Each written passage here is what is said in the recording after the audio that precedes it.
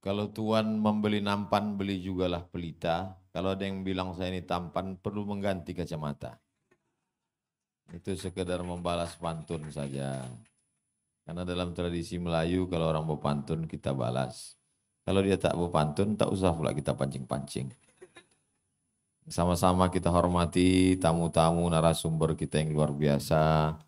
Bapak Filantropi Indonesia. Hadir juga bersama kita guru kita dari Yogyakarta yang selalu bertemu dengan saya di Jogokarian. Masjidnya di mana-mana menjadi model dibanggakan oleh para tamu. Hari ini mestinya kita yang datang ke Jogja, beliau pula yang datang ke Pekanbaru. Ustadz Jazir beserta rombongan.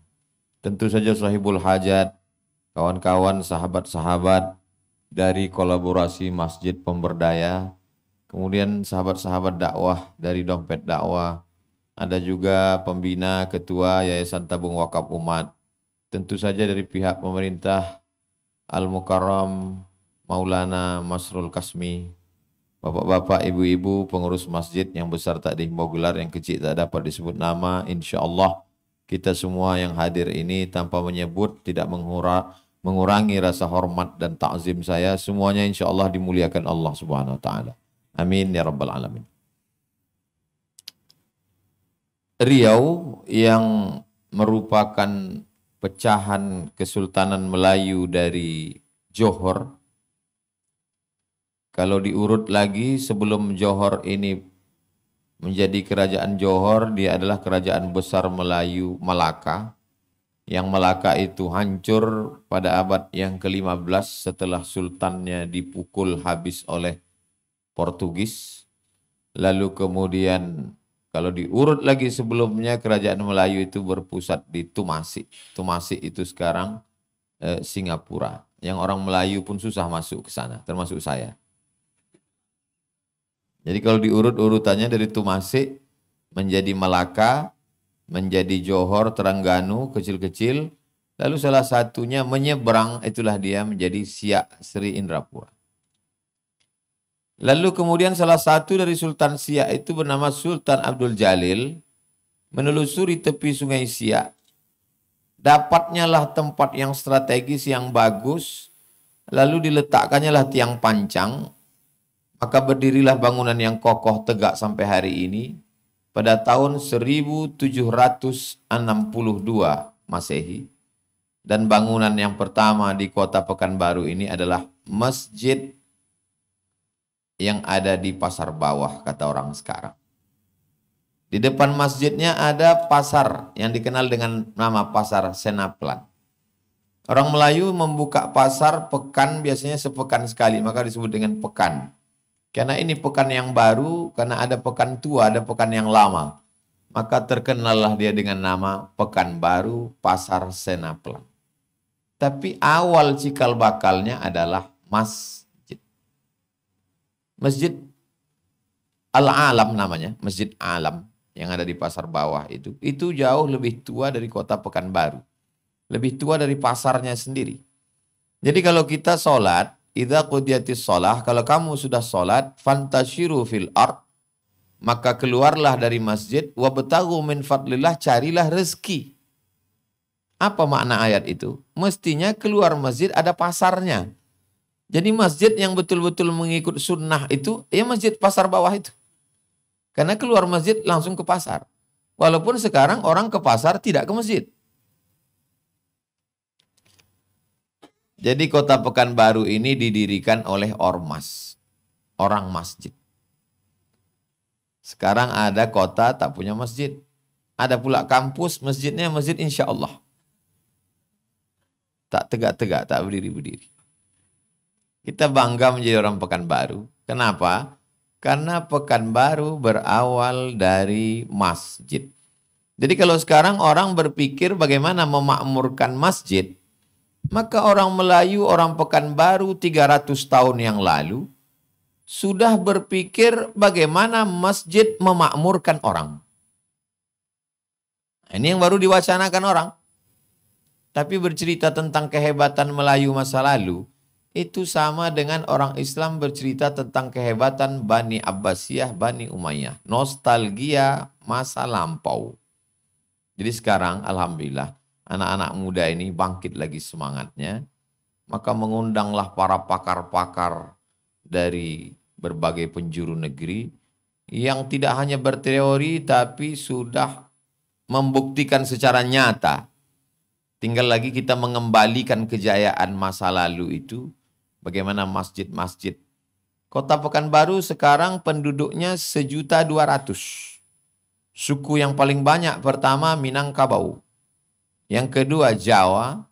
Yang ketiga Melayu. Orang Melayu malah menjadi minoritas. Orang Melayu Bumi Lancang Kuning sangat terbuka bagi siapapun yang datang kemari. Di mana ada gula, di situ ada semut. Kota Pekanbaru, Riau di tengah dikerumuni. Dari atas datang orang Sumatera Utara. Dari bawah datang orang Jambi. Dari kanan datang orang Kepri. Dari kanan, dari kiri datang orang dari Minangkabau, Sumatera Barat. Dan memang orang yang datang ke Pekanbaru ini dalam 1 bulannya itu lebih kurang ada 1.000 orang. Jadi dalam 1 tahun ada 12.000 orang yang datang. Maka pertumbuhan ekonomi luar biasa. Sampai-sampai ketika ada rumah ruko disewa, dikontrak orang, rupanya malam-malam disiramnya pakai cuka dinding itu, dijebolnya, karena di samping itu ada bank.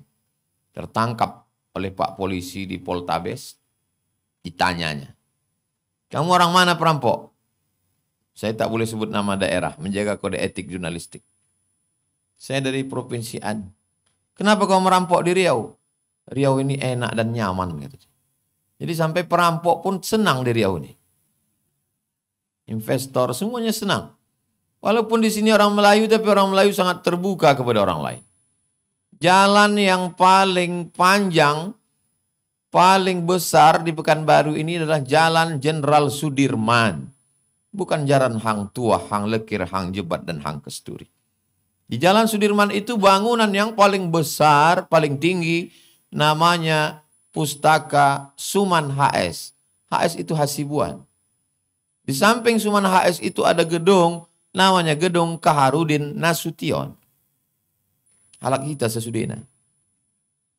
Artinya masyarakatnya sangat terbuka, sangat religius, sangat agamis, mudah dibentuk. Tapi bak kata orang, menjinakkan buaya ini mudah. Yang susah itu menjinakkan pawang buaya. Jadi alhamdulillah pawang-pawang buaya ada 50 bisa terkumpul, ini luar biasa. Karena kalau sudah pengurus masjidnya ini bisa mengatur, insya Allah jamaahnya itu sebetulnya mudah diatur. Tapi apakah 50 ini sudah terwakili? Kita perlu tahu jumlah masjid di Kota Pekanbaru 1.380 masjid. Jadi kalau penduduknya 1.200.000, pukul rata, lebih kurang satu masjid itu berkisar antara jamaahnya 700, 800, sampai 900. Apakah sudah begitu jumlahnya? Tentu saja tidak bisa kita samakan karena ada surau langgar musola, ada masjid yang memang jamaahnya banyak atau tidak. Tapi ini potensi ekonomi yang luar biasa. Sudahkah kita mendata berapa jamaah kita? Samakah antara jamaah Idul Adha dengan sholat subuh? Bagaimana pula antara jamaah ini antara yang mampu dengan yang tidak mampu? Bagaimana aspek dari mulai mikrofonnya yang bersifat hardware perangkat kerasnya, dari mulai karpet, toilet, lampu, kamar mandinya, sampai kepada perangkat lunaknya, khotib, penceramahnya.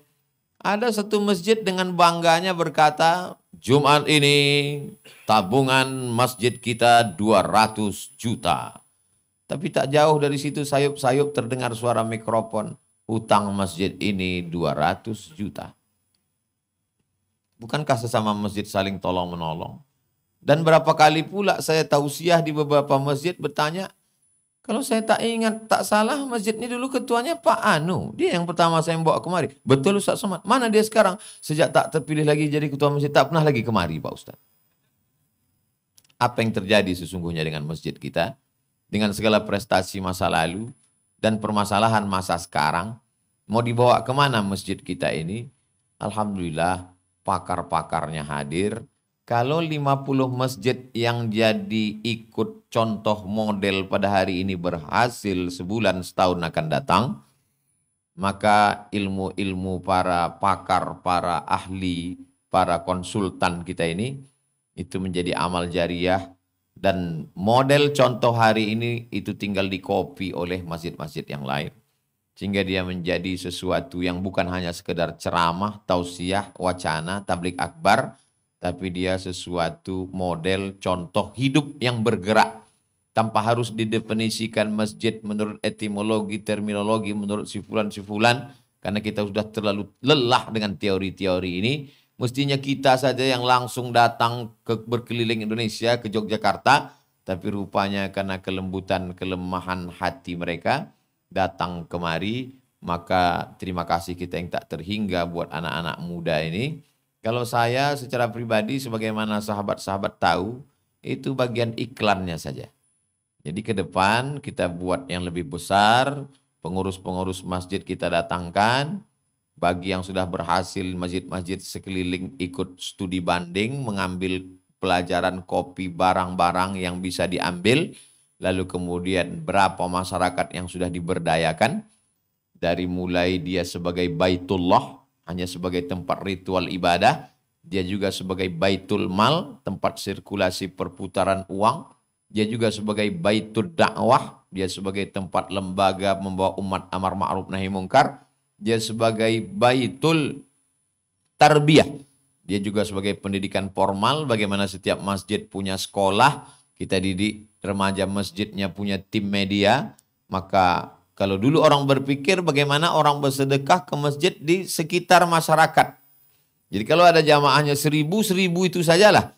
Tapi hari ini bagaimana satu masjid punya channel YouTube dan penontonnya dari berbagai negeri, orang berdonasi juga dari sejauh channel itu ditonton orang, maka tidak lagi kita terbatas dengan sekat-sekat kota dan batas teritorial negara. Kita sudah berada di dalam satu kampung yang sangat kecil, sehingga apa yang terjadi di masjid kita bisa ditonton, disaksikan, didengar, diketahui oleh saudara kita yang sudah ada di perantauan. Tidak tertutup link bagaimana saudara kita yang ada di Surau, Minang, Sydney bisa saling berkomunikasi dengan surau musola kecil yang ada di Panam. Tak lagi terputus. Kalau pada zaman dulu teks khutbah di Masjid Sahabuddin Siak dikirim oleh Mufti Mazhab Syafi'i di Makkah Al-Mukarramah bernama Syekh Ahmad Khatib Al-Minkabawi, meninggal tahun 1916. Dan khutbah itu dibacakan di Masjid Sahabuddin Siak Sri Indrapura. Padahal saat itu orang berangkat haji paling tidak perlu 2 bulan naik kapal laut. Tapi teks khutbah itu sampai. Bagaimana pesan-pesan yang begitu mudah sebenarnya dikirimkan melalui grup-grup WhatsApp, grup khotib, grup imam, grup pengurus, amat sangat mudah menyebarkan. Apa yang terjadi dengan komunikasi kita? Di saat multimedia, alat komunikasi begitu mudah, tapi justru kita tidak berkomunikasi. Malah dikomunikasikan ke televisi. Berapa banyak kita tonton konflik-konflik yang sebenarnya selesai di belakang layar, tapi mesti dipertontonkan dan akhirnya menjadi komoditi. Apa sebenarnya yang terjadi dengan komunikasi kita? Padahal masjid adalah tempat berkomunikasi. Nabi membuat satu tiang bernama Ustuanatul Wuhud, tiang menyambut tamu. Karena di situ Nabi berkomunikasi, bercerita, bercengkerama dengan para tamu-tamunya. Bagaimana Nabi SAW mengajar para sahabat dalam halakoh-halakoh lingkaran yang ada di Masjid Nabawi. Tapi kita tidak melihat ada tiang emas Masjid Nabawi. Kita tidak melihat ada mihrab peninggalan Nabi. Yang ditinggalkan Nabi hanyalah masjid yang sangat sederhana secara fisik, tapi kandungan makna substansi yang begitu amat sangat mendalam. Makanya tidak keliru kalau ayat tentang masjid itu yang ditanamkan adalah innama ya'muru masajidallah man amana. Tanaman yang pertama adalah keyakinan, bukan bangunan, bukan tiang, bukan atap, bukan kubah, tapi inti di dalamnya adalah man amana. Siapa yang akan membangunnya? Membangunnya adalah orang yang amanah, bahwa nanti di akhirat yang dia bangun itulah sebagai booking tempat dia di sana. Man bana masjidan, siapa yang bangun masjid, banallah mithlahu baitan fil jannah, akan dibangunkan Allah untuknya satu tempat dalam surga. Lalu siapa yang akan melanggengkan, mengabadikannya, adalah orang yang amanah, bahwa kalau dia istiqomah sholat berjamaah, maka dia termasuk dalam 7 golongan yang mendapatkan naungan yauma la zilla illa zilluh. Hari itu tak ada naungan kecuali naungan Allah. Rajulun qalbuhu mu'allaqun fil masajid, orang yang hatinya tergantung di masjid. Tentu saja Allah menurunkan Al-Quran, Nabi menjelaskannya dengan sunnah, para ulama fikih menjelaskannya dengan fatwa-fatwa mereka, dan hari berganti musim berubah, ada sesuatu yang baru, perkembangan zaman yang tak terbendung, maka dalam Islam jelas kaedahnya, al-muhafazatu 'alal qadimis salih wal akhdhu bil jadidil aslah. Ada yang lama-lama yang baik tetap kita teruskan, tapi yang baru-baru, yang bagus-bagus ini kita adopsi untuk pengembangan ke depan. Dari aspek bangunan, maka Bilal bin Rabah naik ke atas satah atap rumah. Tapi ketika Islam sampai ke Afrika Utara, dibawa oleh gubernur Mesir Amr bin As, sampai mereka mendarat di kota Alexandria, maka terlihat ada tiang yang sangat tinggi, tepat api di atasnya. Kita menyebutnya mercusuar. Mereka menyebutnya sebagai manarah. Manarah diambil dari kata nar, tempat api. Manarah, tempat api. Maka ini baik, bagus, walaupun tak ada disebut Nabi. Nabi tak pernah menyebut tentang menara. Bilal tak pernah naik ke atas menara. Tapi setelah sampai ke Mesir, menara ini bagus. Akhirnya menara dari tepi laut Mediterania, pantai Alexandria itu diambil, diletakkan ke dekat masjid, apinya dibuang, orangnya naik ke atas. Karena kalau orangnya naik ke atas menara, kumandang azannya lebih bergema daripada di atas atap rumah. Karena lebih tinggi, maka lebih banyak yang datang sholat berjamaah. Hari berganti musim berubah, orang tidak lagi naik ke atas menara. Orangnya tetap ke bawah, toanya yang menggantung ke atas. Dan suaranya lebih keras. Mestinya kita secara logika akal, kalau dulu orang di atas atap jamaahnya tak seberapa, setelah naik ke atas menara jamaah makin ramai karena suara makin melengking.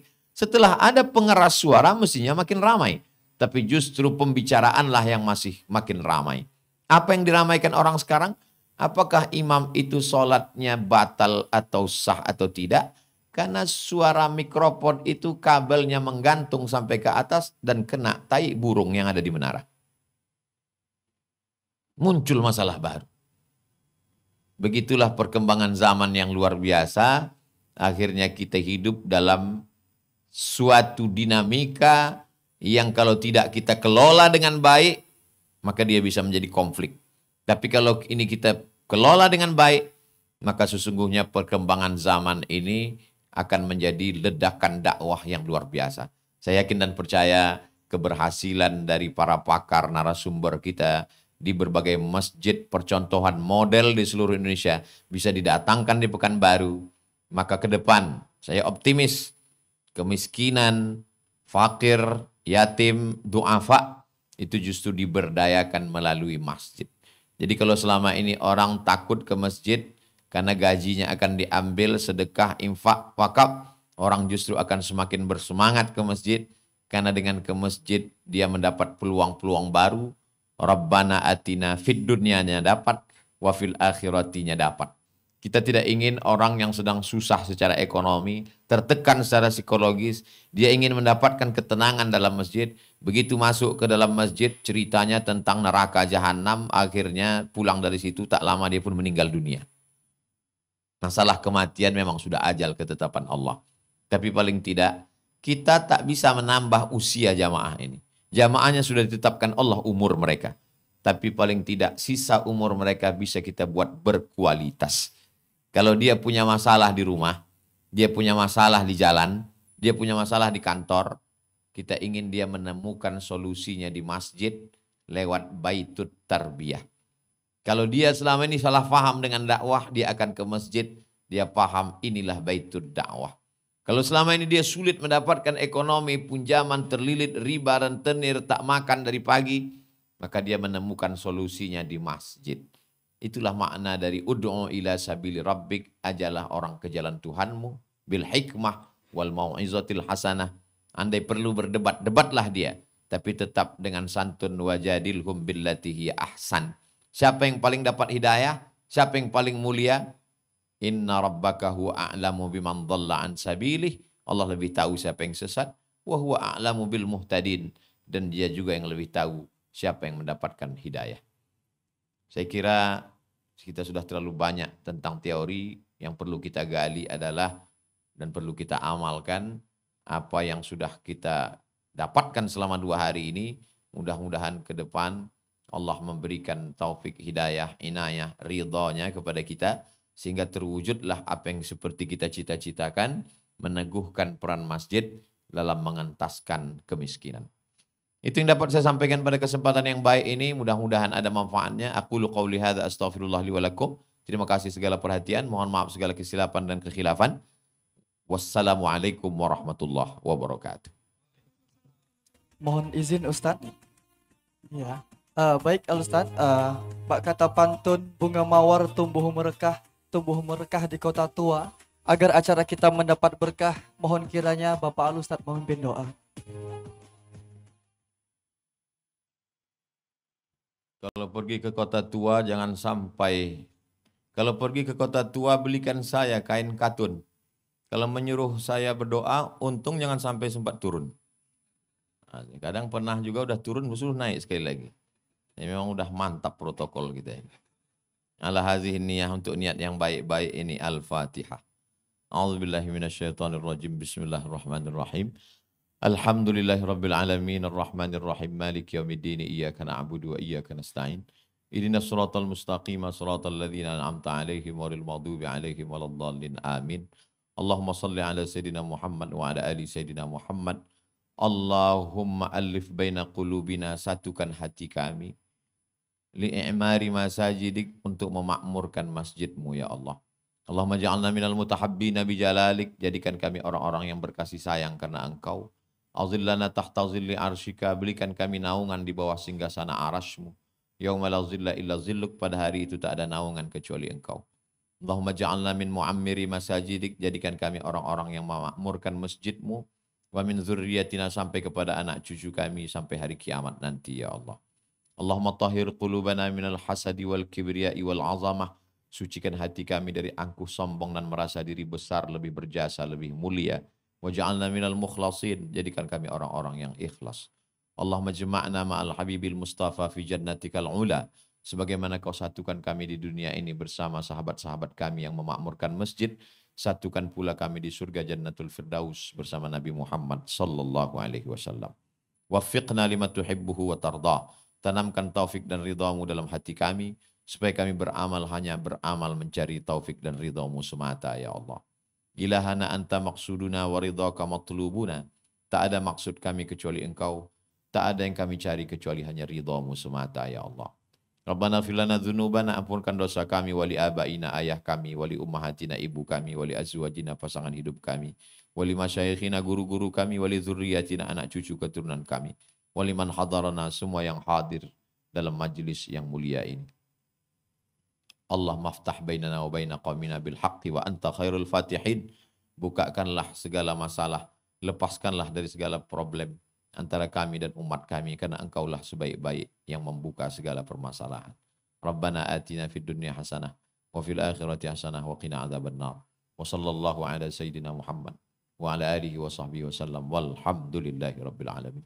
Taqabbalallahu minkum minna wa minkum taqabbal ya karim. Terima kasih segala perhatian. Mohon maaf segala kesilapan. Menangkap puyuh di Bukit Selasih. Thank you dan terima kasih.